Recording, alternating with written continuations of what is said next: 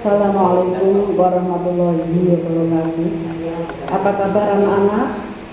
Hari ini kita akan mulai pembelajaran daring di era COVID-19 dengan topik sistem reproduksi pada manusia.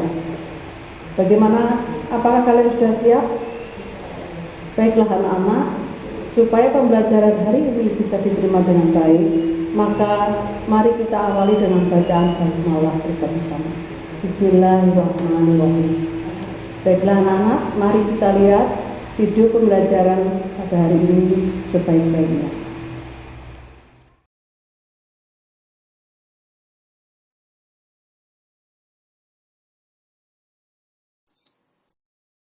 Pertemuan pertama mempelajari pembelahan sel, organ reproduksi pria, organ reproduksi wanita.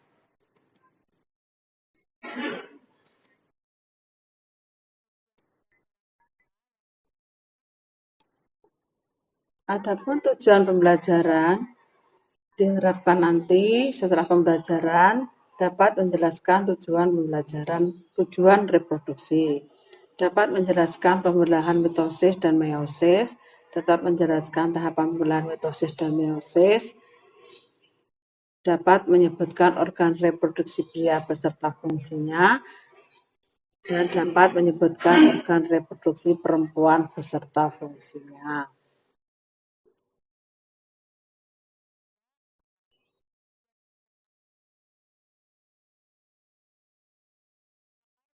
Apa yang dimaksud dengan reproduksi? Kenapa manusia bereproduksi?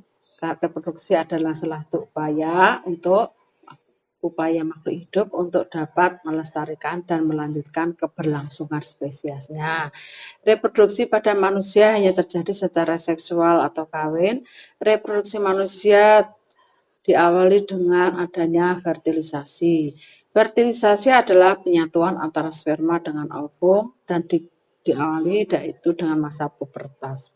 Sistem reproduksi manusia menghasilkan atau mewarisi sifat kedua induknya, yaitu pewarisan sifat ketika adanya tingkat sel yang disebut dengan pembelahan sel. Pembelahan sel. Setiap sel memiliki siklus hidup.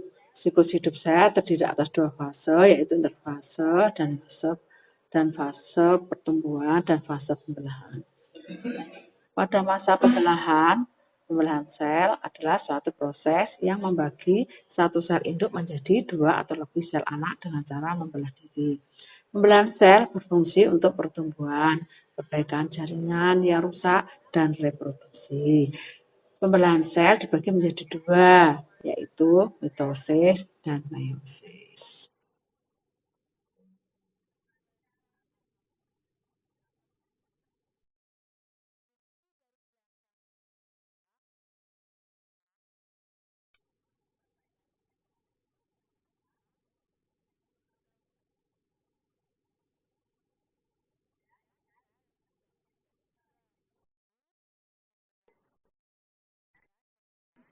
Kita lanjutkan dengan pembelahan mitosis.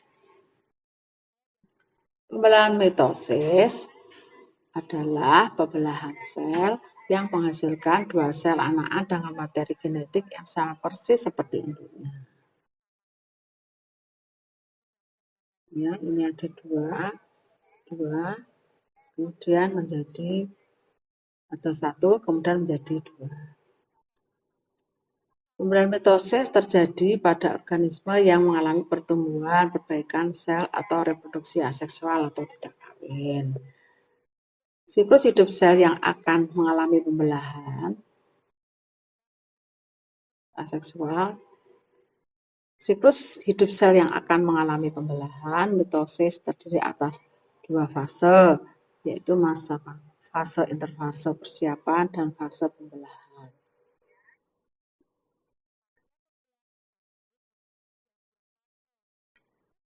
Pada fase interfase pada mitosis,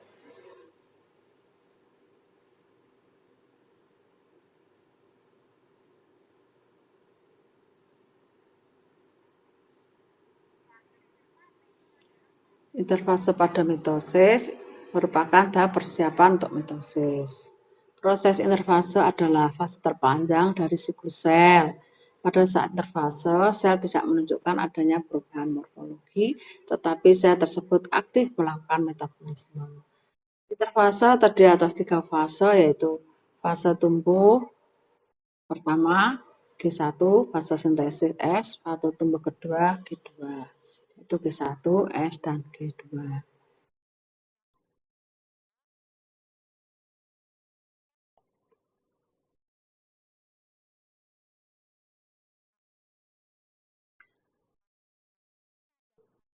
Pada fase mitosis, pada fase profase, metafase, anafase, dan telofase.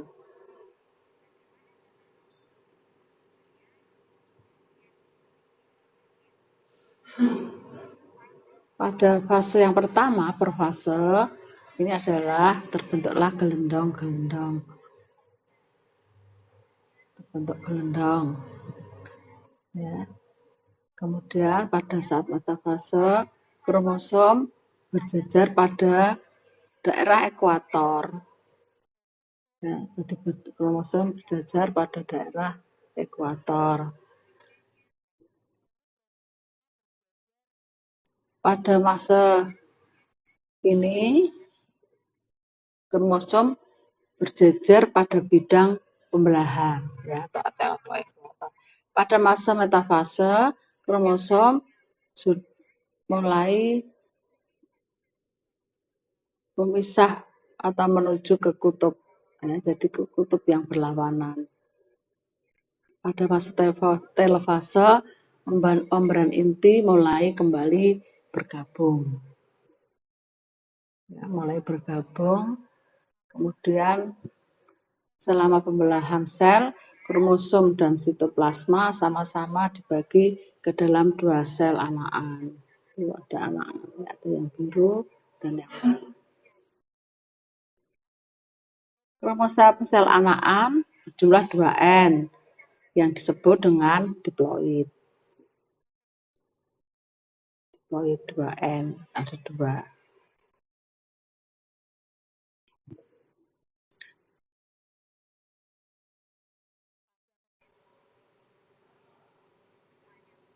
Pada pembelahan sel secara mitosis menghasilkan 2 sel anakan yang mempunyai materi genetik yang sama persis seperti induknya.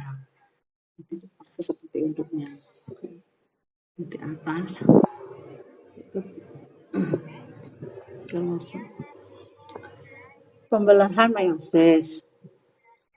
Pembelahan meiosis adalah pembelahan sel yang menghasilkan sel anakan dengan jumlah kromosom setengah dari kromosom sel induknya. Perhatikan, semula ada 4. Dihasilkan di situ ada 2, jadi setengah. Jadi kalau setengah dari sel induknya namanya pembelahan meiosis. Perhatikan mula-mula 4, kemudian menjadi separuhnya. Pembelahan mitosis terjadi pada organisme yang berproduksi secara seksual, yang mengalami reproduksi secara seksual. Pembelahan meiosis terjadi pada saat pembentukan sel kelamin, yaitu sperma dan ovum. Pada pembelahan meiosis akan mengalami pembelahan inti sebanyak 2 kali, sehingga satu sel diploid menghasilkan 4 sel haploid. 2 tahapan pembelahan sel tersebut adalah meiosis 1 dan meiosis 2. Fase meiosis. Ya. Pada fase meiosis akan mengalami fase profase 1.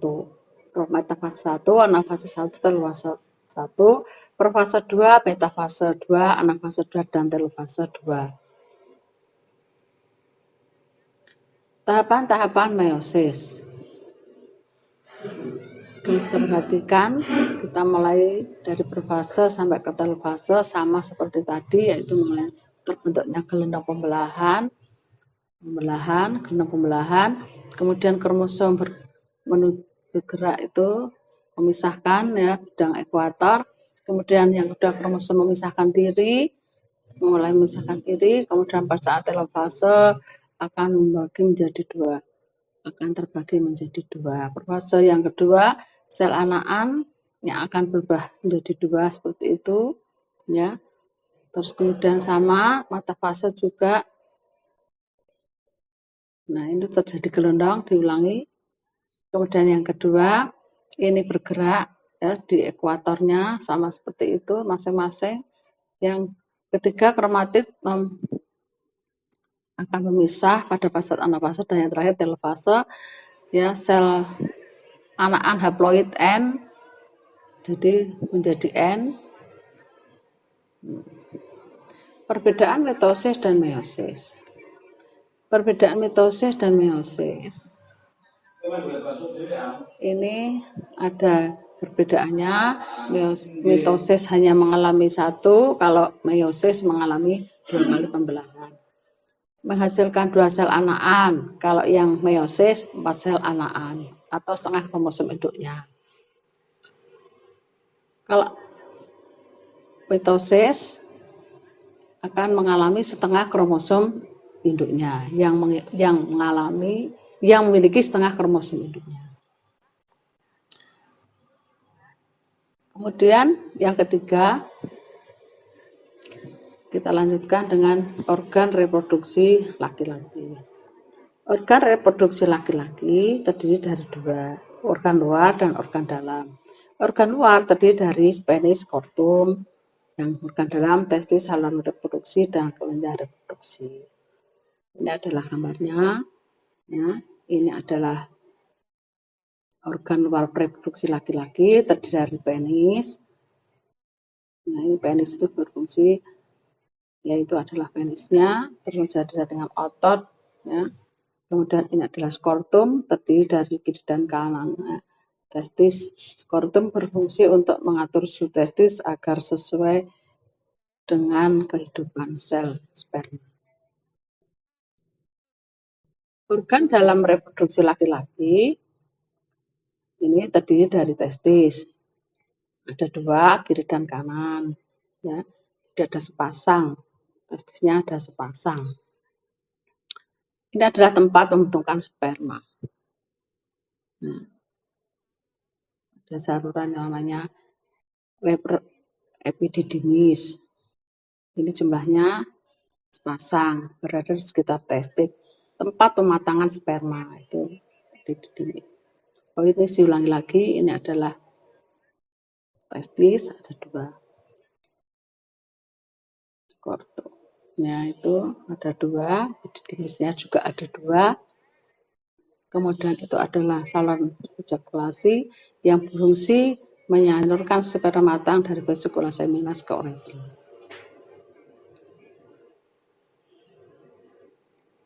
Uretra sendiri merupakan saluran kemih yang berfungsi tempat keluarnya sperma. Nah, ini kelenjar prostatnya di sini. Ini adalah saluran uretra.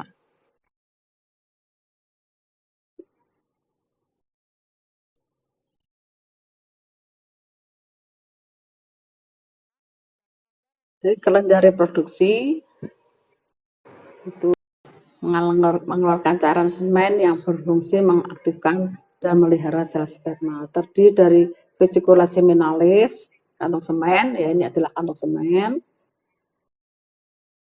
Ke bawahnya adalah kelenjar prostat. Kelenjar prostat ini mengeluarkan cairan basah untuk menetralis asam dari sisa urin dalam uretra.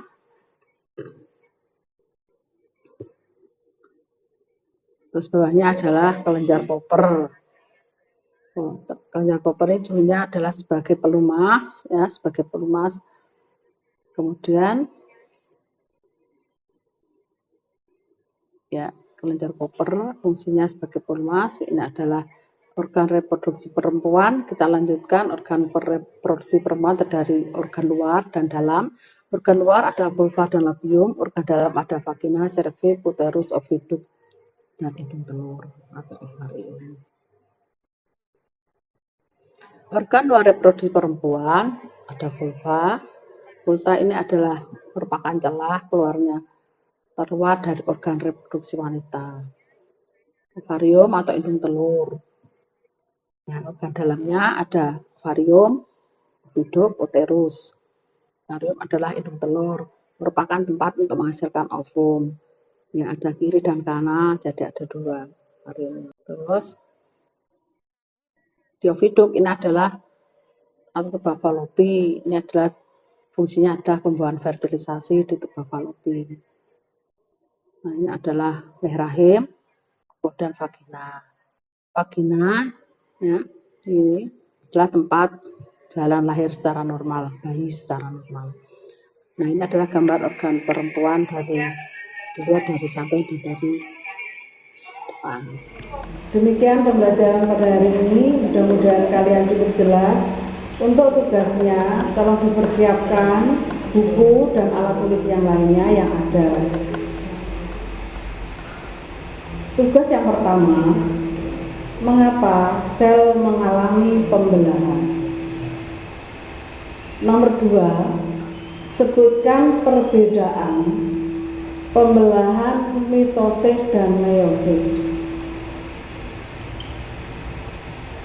Yang nomor 3, dibuka buku paket halaman 8 tentang alat-alat reproduksi laki-laki, dilengkapi. Terus yang nomor 4 sama, yaitu buku paket halaman 16 tentang alat-alat reproduksi wanita, tolong dilengkapi. Kalau kalian sudah mengerjakan di kertas lembar, diberi nama, kelas, dikumpulkan dengan cara difoto di guru pengajar masing-masing. Sekian, wassalamualaikum warahmatullahi wabarakatuh.